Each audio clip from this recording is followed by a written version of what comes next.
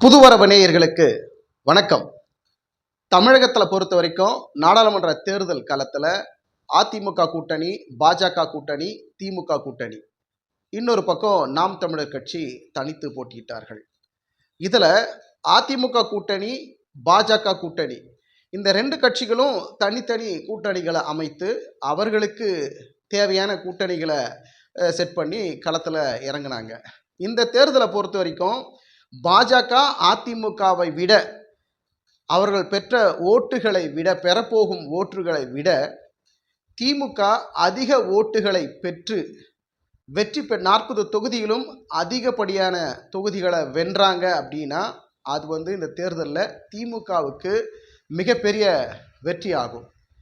அதே போல் பார்த்தீங்கன்னா பாஜக அதிமுகவை விட, நல்லா புரிஞ்சுங்க, பாஜக அதிமுகவை விட ஒரு 10% ஓட்டு அதிகமாக பெற்றால் தமிழகத்தில் ஒரு 5 தொகுதியை ஒருவேளை பாஜக வென்று விடுகிறார்கள் என்றால் பாஜகவிற்கு தமிழகத்தில் ஒரு இடம் கிடைத்திருக்கிறது. தமிழகத்தில் ஒரு இடத்தை பிடித்து பாஜக ஓட்டு வங்கியை அதிகரித்து ஒரு 5 தொகுதிகளை வென்றுவிட்டால் தமிழகத்தில் ஓரளவுக்கு அவர்கள் வளர்ச்சி பெற்று கொண்டிருக்கிறார்கள் என்று அர்த்தமாகிவிடும். அதே போல் பார்த்தீங்கன்னா அதிமுக பாஜகவை விட ஒரு 15% ஓட்டை பெற்று அவர்களை விட ஒரு 7 தொகுதிகளில் வென்றாங்க அதிமுக அப்படின்னா அதிமுகவிற்கு, அதாவது குறிப்பாக எடப்பாடிக்கு இது மிகப்பெரிய வெற்றி ஆகும். இப்படி இந்த 3 விதத்திலையும் ஓட்டு சதவிகிதம் யாருக்கு அதிகமாக போனாலும் இந்த தேர்தல் வருகிற ஜூன் 4ஆம் தேதி இறுதி அந்த ஓட்டு எண்ணிக்கை ரிசல்ட் அன்னைக்கு தமிழகத்தில் பொறுத்த வரைக்கும் ஒரு பெரிய மாற்றம் இருக்கும். உட்கட்சி பூசல் இருக்கும், கூட்டணியில் பிளவு இருக்கும், கூட்டணிகளில் இந்த கூட்டணியிலேருந்து அந்த பக்கம் போகிறது, இல்லை பொறுப்பாளர்களை மாற்றுறது, தமிழக அமைச்சர்களை மாற்றுறது, இல்லை அதிமுக பாஜக தலைமைகளை மாற்றுறது, இப்படின்னு ஒரு பல மாற்றங்கள் நிச்சயமாக ஏற்படுவதற்கு வாய்ப்பு இருக்குது. ஏற்கனவே நாடாளுமன்ற தேர்தல் நடக்கிறதுக்கு முன்னாடியே திமுகவில் தற்போது இருக்கக்கூடிய தமிழக முதலமைச்சர் மு.க. ஸ்டாலின் அவர்கள் திமுகவினுடைய மாவட்ட செயலாளர்களுக்கு கடுமையான ஒரு எச்சரிக்கை கொடுத்திருந்தார். 40 தொகுதிகளிலும் நம்ம வென்றே ஆகணும், 40க்கு 40 நம்ம ஜெயிச்சே ஆகணும் அப்படின்னு மிகப்பெரிய கட்டளையை திமுக மாவட்ட செயலாளர்களுக்கு முதலமைச்சர் மு.க. ஸ்டாலின் அவர்கள் ஒரு ஆணையை பிறப்பித்திருந்தார். அதன்படி அவர்கள் கடுமையாக உழைத்து அந்தந்த மாவட்ட செயலாளர்கள் அவர்கள் எவ்வளவுக்கு உழைக்கணுமோ அந்த அளவுக்கு உழைத்து இந்த தேர்தலை சந்தித்திருக்கிறார்கள். பெரும்பாலான தொகுதிகளில் திமுக வெல்லும் அப்படிங்கிற ஒரு புள்ளி விவரமும் சொல்கிறாங்க.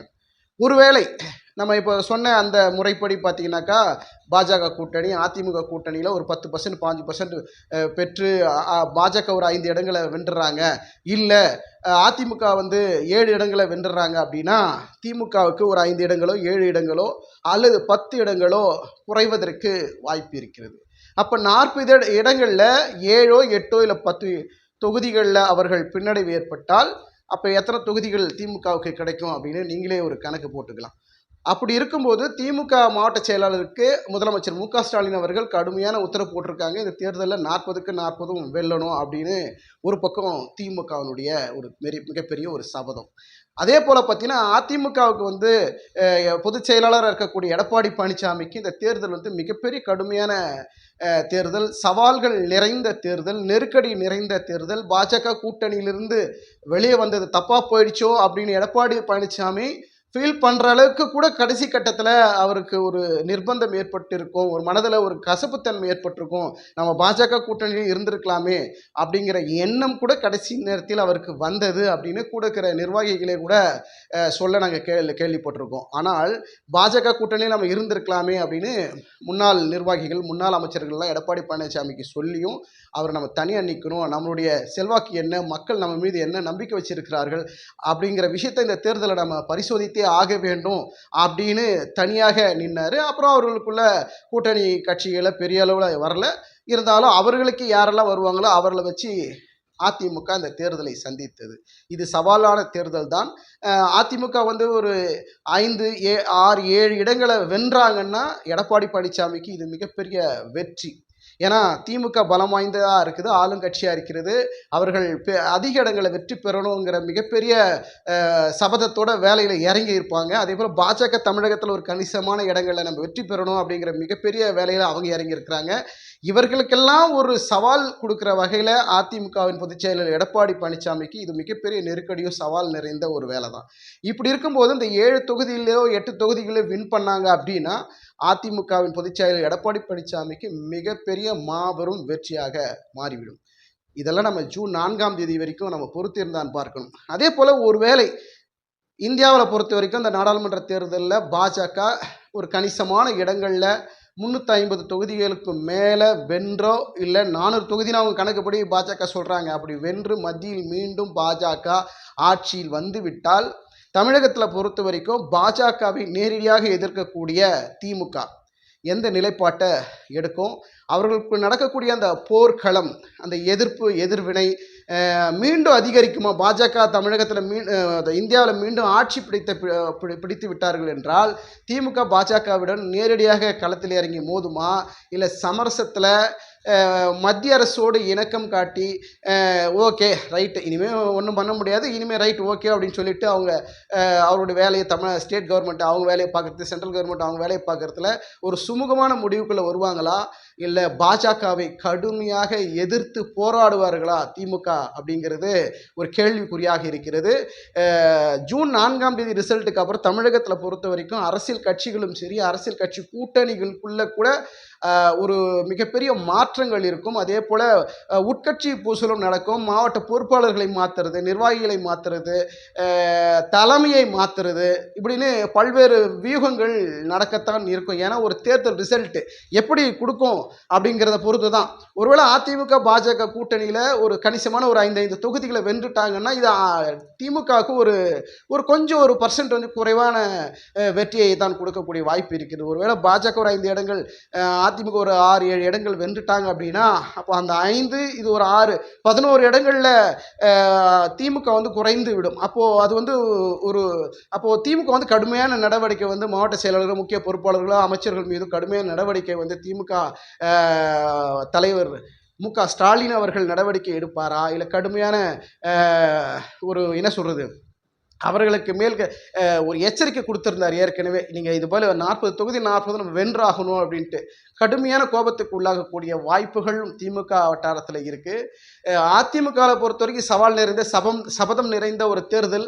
எடப்பாடி பழனிசாமி வந்து இது எப்படி எதிர்கொள்வார்? ஏன்னா உட்கட்சி பூசல் இருக்குது. அதிமுக பொறுத்த வரைக்கும் முன்னாள் அமைச்சர்கள், தற்போது இருக்கக்கூடிய மாவட்ட செயலாளர்கள்லாம் எடப்பாடி பழனிசாமி மீது மிகப்பெரிய கோபத்தில் காண்டில் இருக்கிறாங்க. நான் சொல் பேச்சு கேட்கல, நான் சொல்லியிருந்தேன்னா பாஜகவுடைய கூட்டணியில் இருந்திருக்கலாம் அப்படின்னு முன்னாள் அமைச்சர்களும் மாவட்ட முக்கிய தலைவர்கள், எடப்பாடி பழனிசாமிக்கு நெருக்கமான முக்கிய ஆலோசகர்கள்லாம் வந்து வேணாங்கன்னா பாஜகலேருந்து வெளியே வர வேணாங்க, நம்ம இருக்கலாம்னு சொல்லியும் அவர் தன்னிச்சையாக முடிவெடுத்து இன்னைக்கு வந்து பாஜகலேருந்து வெளியே வந்து இன்னைக்கு தேர்தலை சந்தித்திருக்கிறார். 5 இடங்களோ இல்லை 6-7 இடங்களையோ அவர் வெல்லலை அப்படின்னா 5க்கும் குறைவாக ஒரு வேளை மாறிவிட்டால் அதிமுகவில் மிகப்பெரிய ஒரு சலசலப்பு, தலைமை மீது ஒரு மிகப்பெரிய ஒரு அதிருப்தி, கோபம், உள்ள இருக்கக்கூடிய அதிமுகவுடைய முக்கிய உண்மையான தொண்டர்களுக்கு கோபம் வரத்தான் செய்யும். இதையெல்லாம் எடப்பாடி பழனிசாமி அவர்கள் எப்படி எதிர்கொள்ள போகிறார், எப்படி சமாளிக்க போகிறார்? இந்த ஜூன் 4ஆம் தேதி ரிசல்ட்டுக்கு அப்புறம் மிகப்பெரிய சலசலப்பும் மிகப்பெரிய எதிர்பார்ப்பும் தமிழக வரலாற்றில், தமிழக அரசியலில் ஒரு எதிர்பார்ப்பை கிளப்பி இருக்கிறது, ஒரு பரபரப்பை கிளப்பி இருக்கிறது. நாம் பொறுத்திருந்தான் பார்க்க வேண்டும். ஜூன் 4ஆம் தேதி வரைக்கும் அத்தனை வேலைகள், ஏன்னா இதுக்கு முன்பு பார்த்தீங்கன்னா இந்த ஸ்ட்ராங் ரூமில் வந்து கேமரா வேலை செய்யலை, சிசிடிவி கேமரா வேலை செய்யலை, மீண்டும் இந்த தொகுதியில் இது வந்து தேர்தல் நடத்துங்க அப்படின்னு பல்வேறு தொகுதிகளில் பல பிரச்சனைகளும் போய்கிட்டு இருக்குது. ஸோ எல்லாருக்கும் ஓரளவுக்கு தெரிஞ்சிருக்கும் யாருக்கு எந்த மக்கள் எப்படி ஓட்டு போட்டிருப்பாங்க அப்படிங்கிற ஒரு கணிசமான ஒரு விவரங்கள் வந்து கண்டிப்பாக எல்லா கூட்டணி கட்சி தலைவர்களுக்கும் ஓரளவுக்கு கணிக்கக்கூடிய வாய்ப்புகள் அவர்களுக்கு இருந்திருக்கும். இதில் நாம் தமிழர் கட்சி பார்த்தீங்கன்னா ஓரளவுக்கு குறிப்பிட்ட ஓட்டு சதவீதத்தை முன்பை விட ஒரு பர்சன்ட் கூடுதலான வாய்ப்புகள் அவர்களுக்கு இருக்கத்தான் செய்யும். ஏன்னா இளைஞர்கள் முதல் முறையாக ஓட்டு போடக்கூடிய இளைஞர்கள், ஏற்கனவே ஓட்டு போட்டிருக்கிற சில இளைஞர்கள் எல்லாம் நாம் தமிழர் கட்சியை தேர்வு பண்ணி ஓட்டு போட்டிருக்கிறதாகவும் ஒரு புள்ளி விவரங்களும் ஒரு தகவலும் வருது. இப்படி பார்க்கிற போது அதாவது நாம் தமிழர் கட்சி ஒரு தொகுதியில் வெல்வார்களா, ஏதாவது ஒரு கட்சியில் ஜெயிச்சிருவார்களா, ஒரு எம்பி வருவார்களா அப்படிங்கிறதெல்லாம் நம்ம தேர்தல் முடிவில் தான் நம்ம பார்க்க முடியும். ஆனால் ஓட்டு சதவீதத்தில் ஒரு உயர்வதற்கு வாய்ப்புகள் நாம் தமிழர் கட்சிக்கு இருக்கிறது.